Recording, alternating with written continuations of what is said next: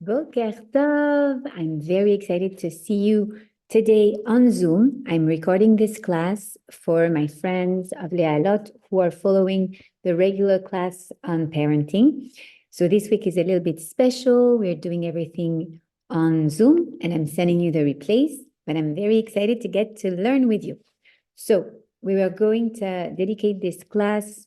This class has been sponsored for the Refuah Shelema of Jessie Hana Bat Patricia, that she should have a refuah shelema bekarov, Bezrat Hashem, for all the chayalim, for their protection, for their refuah shelema, for them to come back home soon, Bezrat Hashem, for the hostages, that the Kadosh Baruch Hu should protect them wherever they are and let them out and come back, Bezrat Hashem, to their families, to us all, as we are all one people and we feel so much that we belong together. So we need them back home already. And then they should have obviously like a refuat nefesh and a refuat aguf, Bezrat Hashem.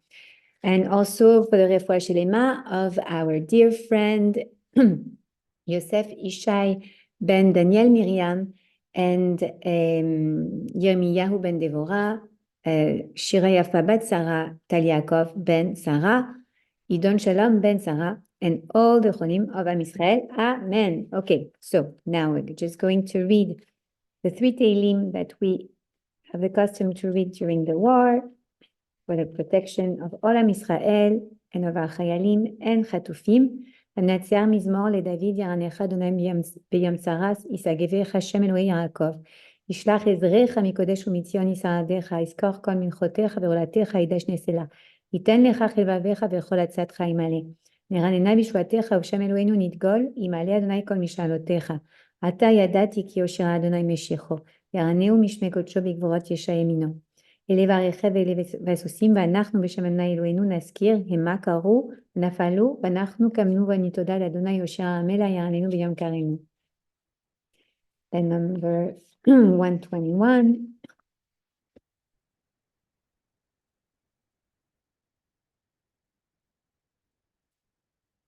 שיר למעלות, אשא עיני אל יערים מאין יבוא עזרי, עזרי מעם אדוני עושה שמיים וארץ, אל יתן למות רגליך, על ינום שומריך.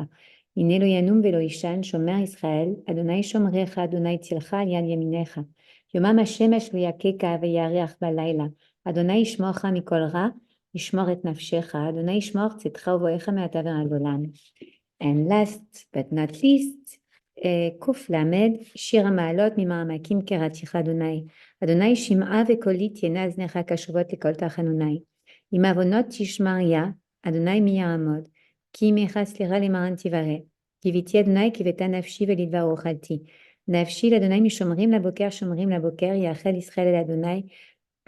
כי אם אדוני יחס אל דבר באמוף עדות, והוא יבטא ישראל מכל עוונותיו. Okay, so בעזרת השם. Last week we were going to end our chapter 1 on parental authority. We saw the last 9 classes, how it is really like one of the fundamentals of parenting and what it means. We're not speaking about a tough and military authority. We are speaking about being a parent that is consistent, stable in drawing this frame around their kids in order for them to know where they can stand, what is the rule in the family, what is the value system, and everything that we saw the previous weeks. So today we are actually going to do exercises to just close down that chapter, make sure that we understood everything, right? So I'm going to give you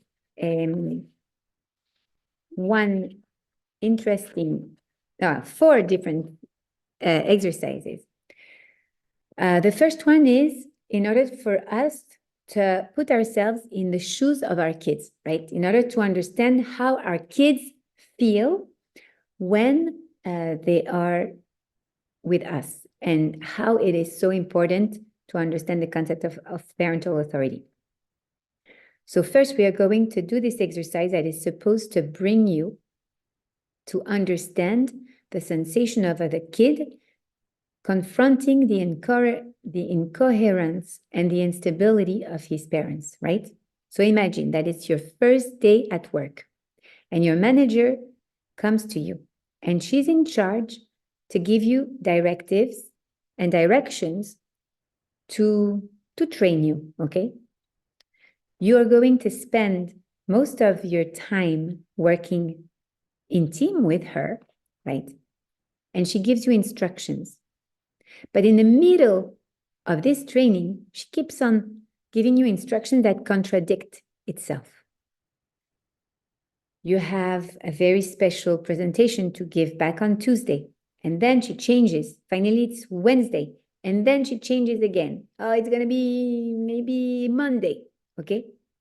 She keeps on switching, contradicting her directions. So here is the question. Do you feel that you can trust her? Do you feel that she's the right person to train you? And do you feel that you can have respect for her? So think about that. I'll give you 2 minutes. In the meantime, I'm going to sip my tea. L'chaim, l'chaim. I already made my baracha before, so I'm not going to say it.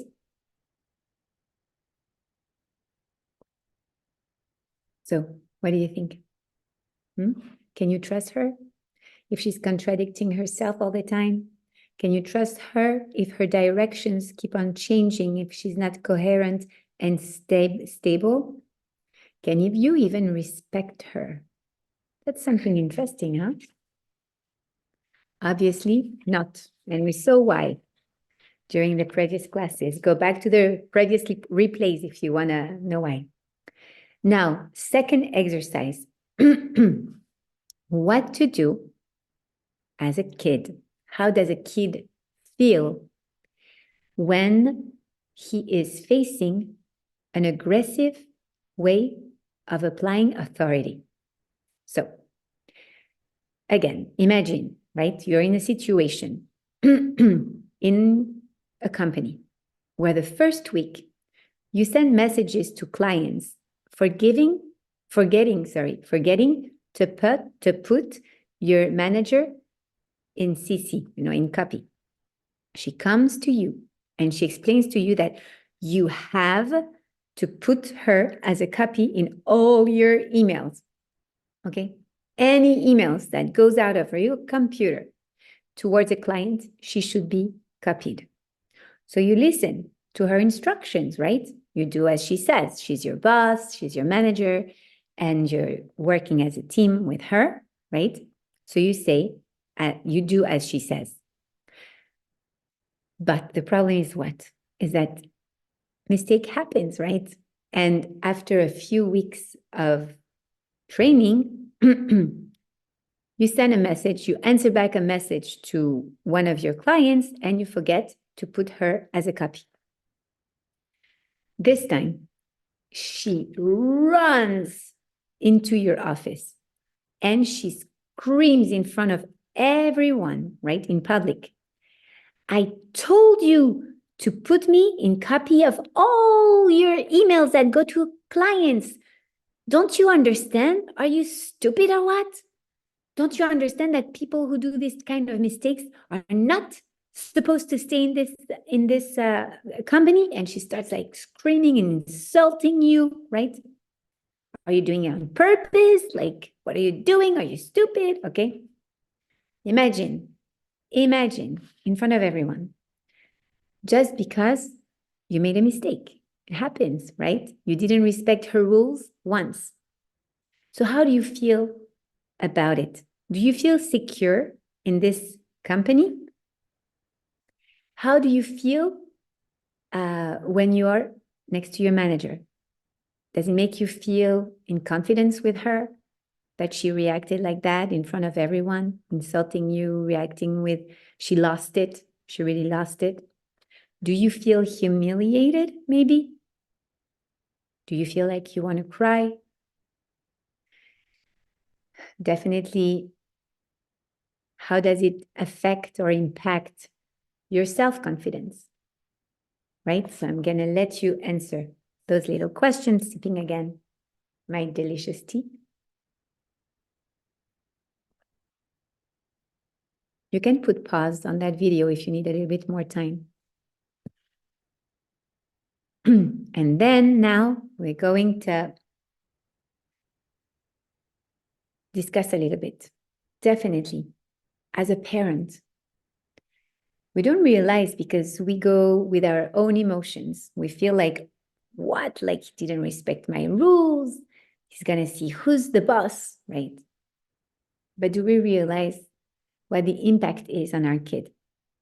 What a lack of confidence that it creates. What a humiliation for the kid who received that tochacha, that very tough reaction from the parent. Maybe he wants to cry. Maybe he feels so bad about himself. It impacts his own self-esteem, right? So what do we want? We want to be in control of our emotions.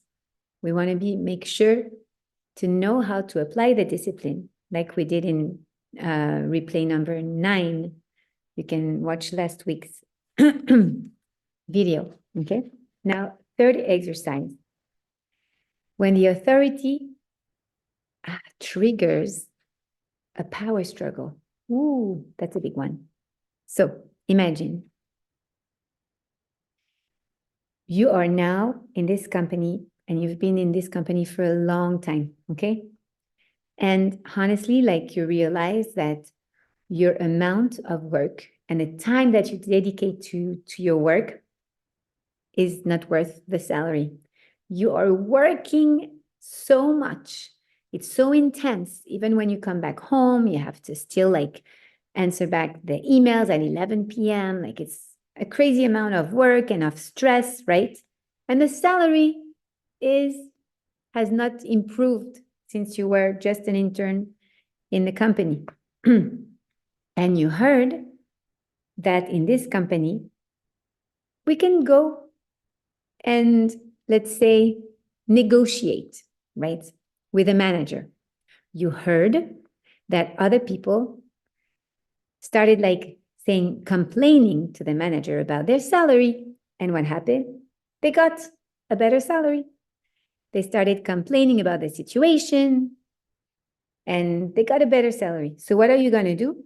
You're going to go and see your manager and you're going to try to either negotiate on the amount of work, on your schedule, but imagine she says no. There's no way. No way. I'm not negotiating your schedule. That's the amount of work you're going to have. You're responsible for this task. You've been hired for that. And that's it, okay? But imagine that she refuses to also raise your salary. You go back to your colleagues and they said, well, you know what? Were you strong enough? Did you fight enough? Did you show her that you too have power? That's why she didn't accept. So how would you feel about it? Would you feel that you regret not having screaming more than you did? Would you feel frustrated? Would you feel that next time you'll have this time of reclaim, you will definitely attack her stronger? I'll let you think about that.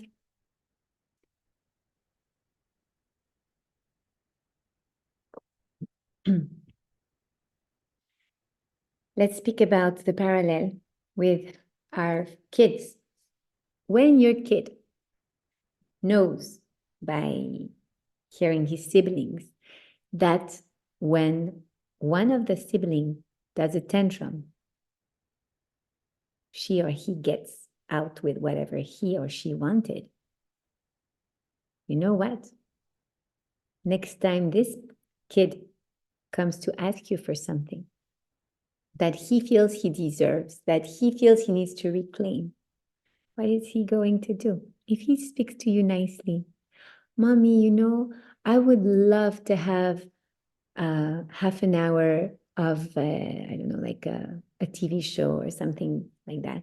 Or I would love to have French fries and pasta for dinner. I don't want the healthy soup and the veggies and salmon that you made. Just want French fries and pasta. Do you think that she's going to ask twice like that? No, because she's going to go back to her siblings and she's going to be told, come on, are you kidding me? If you ask nicely, doesn't work. You have to fight. You have to show your power. Go into a struggle power, right? A power struggle, sorry. So next time she will come and she will throw herself on the floor, whining, saying, I don't want the French fries. I want pasta. I don't want to do my homework. Okay. And obviously, if you keep on acting like that and responding to this tantrum, this will be the regular way of communicating inside of your family. So now, fourth exercise.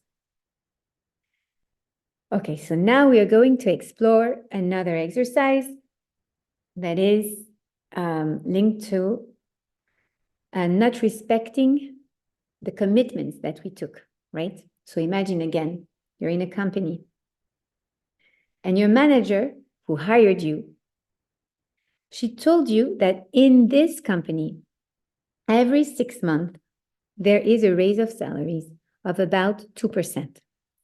So that's what you expect, right? You know what to expect. But after 6 months, you receive your paycheck and it's exactly the same as the very beginning of the employment. So you go and tell your manager, listen, I don't understand. You told me when I was hired that every 6 months you raise the salaries of 2%.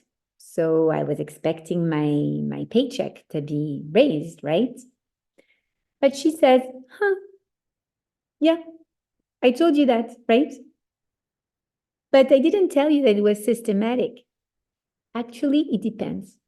Sometimes, yes, we do. Sometimes we don't, right? So now imagine, how would you feel? Would you feel betrayed? Would you feel maybe jealous of those who got that raise of salary when you didn't? Would you feel that you're a victim, that it's unfair? Would you like to resign even? I'll let you think about that.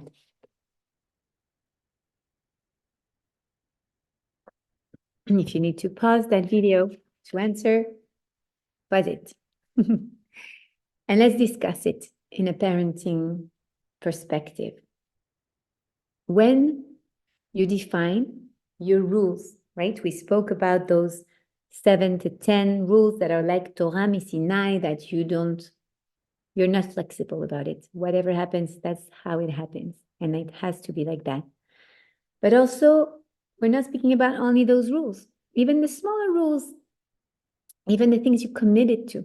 I'm going to come and pick you up from school earlier today, right? If there is no emergency, you don't change those plans because she's going to feel that you didn't respect your commitment, or he's going to feel that you didn't respect your commitments.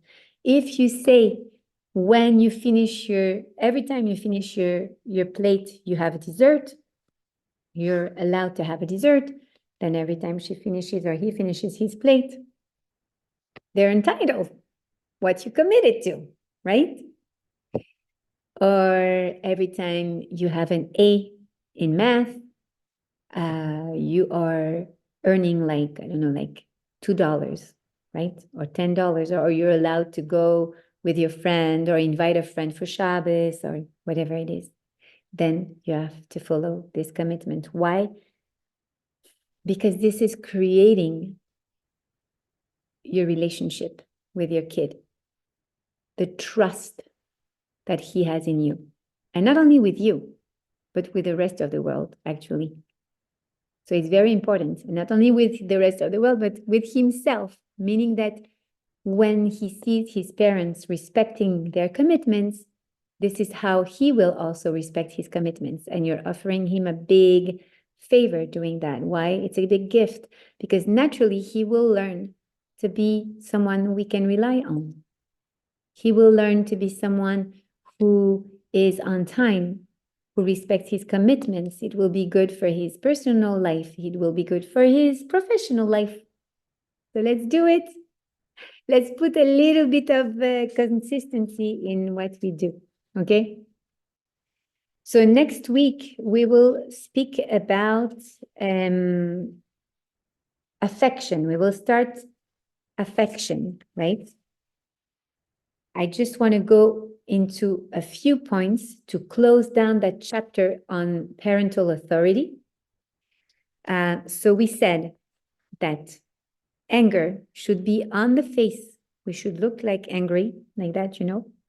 Don't put buttocks, otherwise it's not working, because you're like, stuck. I'm kidding. Do whatever you feel like for your well-being inside.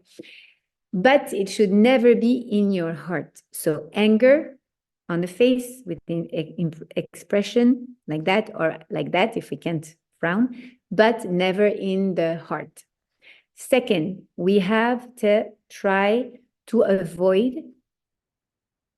the battles that we can avoid, meaning choose your battle, pick your battle. Don't fight for everything. There are things that you have to let go. It's okay. Pick the important battles, right? Don't fight for everything with your kids. Okay. Then the Rav teaches us also the level of frustration is proportional to the level of instability in the rules, in the discipline in the house. The more unstable we are, and the more frustrated our kids are. Okay, we saw that with the examples we just said.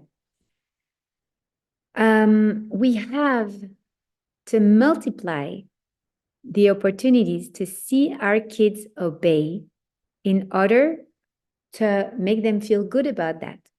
So I'm going to remind you this was a little bit further in the classes, earlier in the classes. Like, for instance, if you know that if you ask your child to go and bring you a cup of water, for instance, he will do it. So ask him. Why? Because you are actually going to see him obey, and he's going to feel good about it. When mommy asks, if you feel like that your son is not going to do it, then try not go and get your cup of water yourself. But if you see that there is something that he loves doing, right? Ask him to do it. Why? Because he will feel good about it, and he will see, and then you praise him for obeying. Wow, I'm so proud of you. Thank you for bringing me that cup of water when I asked you to. That is so nice of you. You respect mommy a lot, okay? Because this is an easy way for him to feel good about respecting your rules, right? Then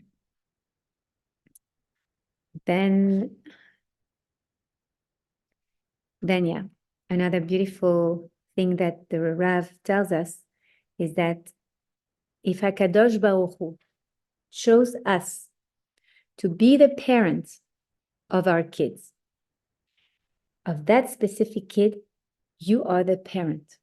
Why is it? It's because only you have the power to be his parent. Only you have the qualities to be his parent, but you have to accept that. You have to accept that authority, that parental authority that Hashem gave you responsibility for. If you are not taking this responsibility of being a real parent for him, of parenting him, of creating that safe space with discipline, with rules, and with a frame, then nobody else will parent him. Nobody else. You will just let this kid unparented, and you will have missed one important mission of your life. So it is, especially in this generation, we don't like to apply discipline. We want everything to be free, but that's not the way things should be. We know that kids need to have a safe frame. They need to know what your value system is. They need to know that you are here to protect them against this world that seems like crazy. So they need you as their parent to protect them, to create the right environment for them, and to tell them no when they need to hear that in a loving way, in a firm way, but always loving in your heart. Okay? So see you next week in life to start our chapter on affection. Ciao. Shabbat Shalom.